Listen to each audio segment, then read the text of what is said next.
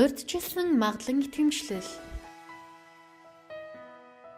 2016 оны боловсролын тухай хуульд оруулсан нэмэлт өөрчлөлтөөр 21-р зүйлийн 21-ийн 6 дахь хэсэгт боловсролын сургалтын байгууллага шинэ хөтөлбөрөөр сургалт эрхлэхийн өмнө боловсролын магадлан итгэмжлэх байгууллагаар урьдчилсан магадлан итгэмжлэл хийлгэнэ гэж заасны дагуу 2017 оны 4-р сарын 1-ээс шинэ мэргэжлэр эсэлд авч сургалт явуулах тусгай зөвшөөрөл хүссэн сургуулиудын хөтөлбөрийг урьдчилсан магадлан итгэмжлэх үйл ажиллагааг эхлүүлсэн.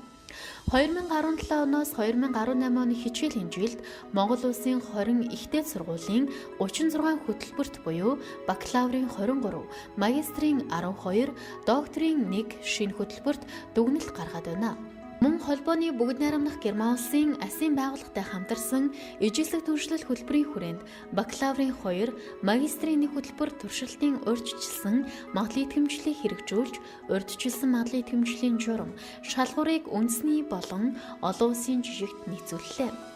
Шинээр сургууль байгуулах шинэ хөтөлбөрөөр сургалт эрхлэхийн өмнө урьдчилсан магадлан итгэмжлэл заавал хийх бөгөөд боловсролын магадлан итгэмжлэх үндэсний зөвлөлийн удирдах зөвлөлийн 2017 оны 8-р тогтоолоор баталсан дээд боловсролын сургалтын байгууллагын хөтөлбөрт урьдчилсан магадлан итгэмжлэл хийх журмын дагуу хүсэлтээ тухайн оны 11-р сарын 1-ээс дараа оны 1-р сарын 1 хүртэл боловсролын магадлан итгэмжлэх үндэсний зөвлөлийн ажлын байранд эргүүлж өөрийн үнэлгээний тайлан бэлтгэнэ.